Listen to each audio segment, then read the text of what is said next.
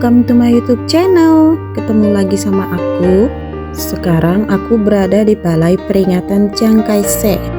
Bagi kalian yang tinggal di Taipei, pasti pernah kesini. Kalian pengen tahu kan siapa Chiang Kai-shek itu? Chiang Kai-shek itu adalah presiden pertama dan juga pendiri negara Taiwan. Melansir Britannica, Chiang adalah pria kelahiran Provinsi Zhejiang, Cina, 31 Oktober 1987. Ia merupakan tentara dan kepala pemerintahan nasionalis Cina tahun 1928 hingga 1949. Setelah itu, Chiang menjadi kepala pemerintahan nasionalis Cina di pengasingannya di Taiwan dan membentuk pemerintahan yang terpisah dari daratan Cina yang komunis. Chiang Kai-shek memiliki keluarga dari kalangan menengah. Orang tuanya merupakan petani makmur di Zhejiang.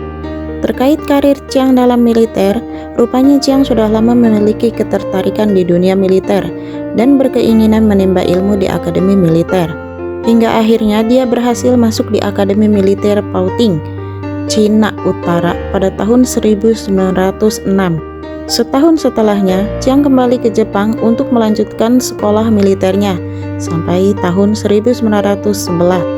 Ketika berada di Tokyo, Jepang, ia banyak bertemu teman-teman sesama prajurit yang memiliki rencana sama, yakni untuk menyingkirkan Cina dari dinasti Qing atau Manchu. Pergaulannya itu mengubah Chiang menjadi sosok republikanisme yang sangat revolusioner. Usai mendengar pecahnya revolusi Cina di tahun 1911, Chiang kembali ke negaranya dan membantu pertempuran melawan Manchu. Menurut Britannica, Chiang kembali berjuang dalam aksi revolusioner lainnya di tahun 1913 sampai 1916 dalam rangka melakukan perlawanan terhadap Yuan Shikai, sang presiden baru sekaligus calon kaisar Cina. Dan pada tahun 1918, Chiang Kai-shek bergabung dengan Partai Nasionalis atau yang lebih dikenal dengan Kuomintang milik Sun Yat-sen. Dengan dukungan yang kuat dari Sun, Chiang langsung mendirikan akademi militer di wilayah Mamphua pada tahun 1928 dan mulai membangun tentara nasionalis berdasarkan pengamatan yang ia lakukan ketika melakukan kunjungan ke Uni Soviet. Setelah Sun meninggal dunia di tahun 1925, unsur-unsur yang ada di dalam Kuomintang mulai sedikit demi sedikit berbenturan. Chiang lalu sukses memimpin kampanye militer Cina dan melawan panglima perang negeri tirai bambu itu. Sekitar tahun 1928, Chiang Kai-shek mendirikan pusat pemerintahan baru di Nanking dan menjadikan dirinya sendiri sebagai Presiden Republik Cina. Saat menjadi presiden, Chiang berusaha semaksimal mungkin untuk menjalankan pemerintahan dan melembagakan program reformasi yang sederhana, termasuk di dalamnya reformasi pendidikan dan keuangan. Ia juga turut andil dalam kebangkitan Konfusianisme. Sejarah mencatat, Jepang melakukan invasi ke Cina di tahun 1937 hingga 1945 dan memicu terjadinya Perang Jepang-Cina.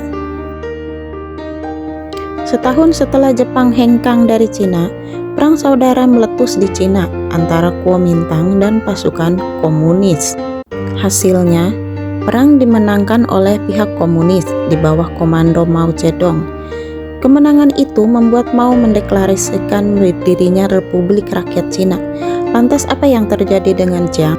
Chiang melarikan diri ke Taiwan, mendirikan kembali pemerintahan Republik Cina dan mengangkat dirinya sebagai presiden pada tahun 1950.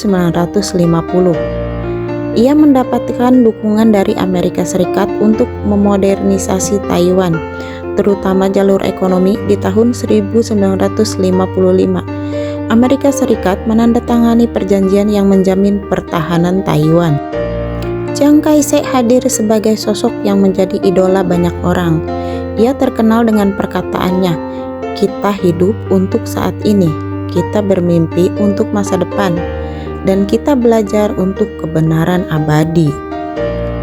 Di usia 87 tahun, tepatnya pada 5 April 1975, Chiang Kai-shek meninggal dunia. Pertikaian antara Cina dan Taiwan pun masih berlanjut hingga saat ini. Dan konon kabarnya, zona pertahanan udara Taiwan diserbu 37 pesawat tempur Cina, termasuk pesawat pengebom nuklir. Cina menyerbu zona identifikasi pertahanan udara Taiwan. Serbuan massal pesawat itu memaksa Taipei untuk mengaktifkan sistem pertahanannya. Semoga semuanya baik-baik aja ya teman-teman. Demikian penjelasan saya tentang Chiang Kai-shek, semoga bermanfaat. Terima kasih.